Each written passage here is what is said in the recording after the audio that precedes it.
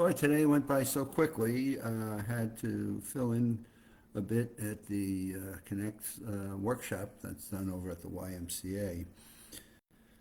And I had an opportunity to go in and do a segment that I always welcome doing, and sometimes it gets very emotional. It gets very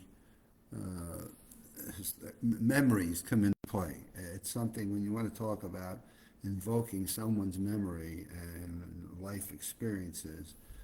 This is probably one of those hot topics that you can ask a group of people and get a whole lot of information. And unfortunately, it's very stressful and angst provoking. And as one person said, and boy, it can also lead into depression, depending upon your medical situations and how it impacts your memory and how it impacts your life. And so, what am I talking about? There's a brain principle I learned years ago from Tony Buzan. The brain craves completeness and creates blanks when given incomplete information. Now, what does that mean? It means in the medical world, you go for an MRI, you may go for a scan, you may go for an X-ray, you may get blood tests. And now what's happening? You want to know the results of those tests.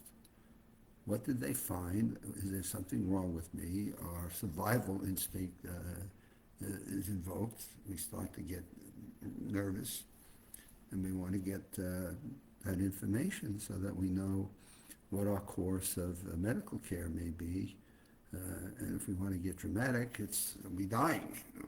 Obviously, we're all going to die, and someday in our lives, we are all going to get some of that type of information, or maybe we're just going to have a heart attack, as I say, and go. You don't have to know any of this stuff, and there's no anxiety about it. And here today, gone tomorrow, and you just want to make sure your loved ones all understand what they need to know about your passing wishes. So this gets pretty emotional when you say, have you ever experienced times in your life where you were searching out for information, where you were seeking some diagnosis, and you were in need for care, and it was like, what's going on? What's your emotional? What's your brain thinking? How do you fill in those blanks, as I like to say, make up stuff, make up stories? And boy, I did that at the workshop today. And we had a number of people that shared very emotional experiences. And here's the thing in terms of memories, right? When you have an emotional experience that really charges up the battery, so to speak, and really fires you up, those memories, bam, they come back like nothing. Those are memories that in our life expectancy, in our life experiences, those kind of hang around a lot longer, if not forever, than we would ever want them to be. And so off you came this morning with that, with people that shared some of their prior life experiences where they were in a medical situation, which is probably one that's supercharged the most and certainly gets retained the longest, and situations that happens.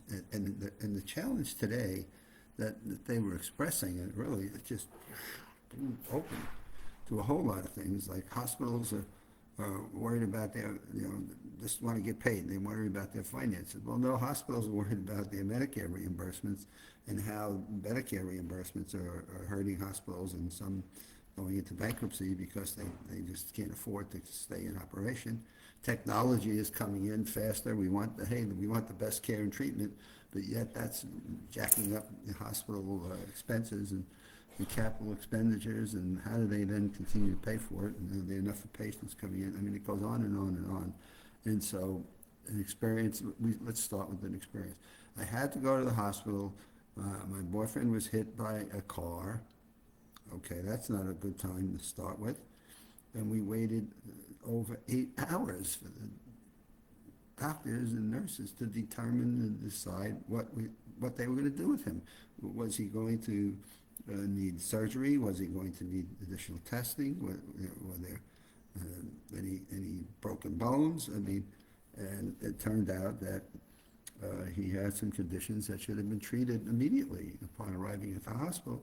Instead, the person sharing this was like, we waited over 10 hours before they decided what they were going to do. Now, is that a good thing or a bad thing? I don't know that I could sit in a hospital emergency room and wait 8 hours for somebody to tell me what's happening. What am I going to do? What test are you going to run? Well, tell me, am I okay? What's the worst thing that's happened to me? And so that was a very high charge emotional experience, which opened up another person to say, well, I had to wait 10 hours the last time I needed to go to the hospital, and there were 80 people waiting ahead of me? What? I mean, was the hospital that big that you had 80 people waiting ahead of you? And I'm like, there's a blank in itself. I mean, are hospitals, emergency rooms so overcrowded?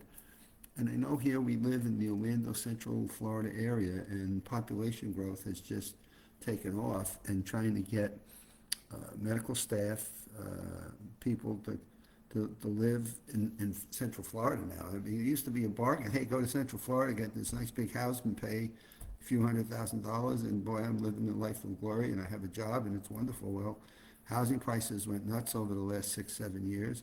People from the Northeast, Midwest came down to Florida, bid up the houses, and now it's not so easy to just come in here. And so now you got staffing issues in hospitals that are not the easiest thing in the world to fix and resolve. And then during COVID, I get to watch a lot of people, the senior ones that really, their dedication was to nursing, and they were all on board. They left to go take care of their loved ones, and COVID, I got a hospital and I work in, and all I do is see COVID patients, and people are dying, and you want me to work in a hospital? I mean, this is crazy, so I'm going to take my plan and retire, or go work in a local doctor's office and do something, but I ain't going to be here. And so you took away experience. So in the medical world today, we have memories. COVID, we had different types of issues over the last 6 or 7 years because of it, and where could you go, and who could you trust, and who was dying, and news. Our memories are pretty fresh on that, as I learned today in the conversation we were having with the people that are enrolled in this memory program.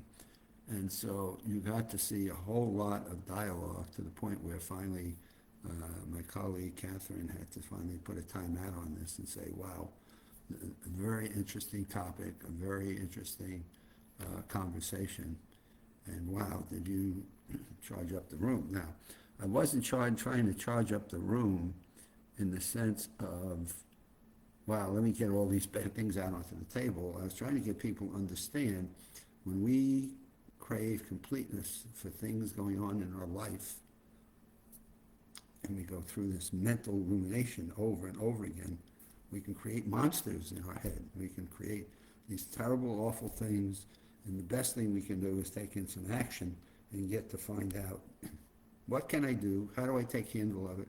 And just let me have what the facts are. As one woman said, just give me the results of my test results, what's going to happen to me, and I'll figure out the rest. But let me know exactly what's happening.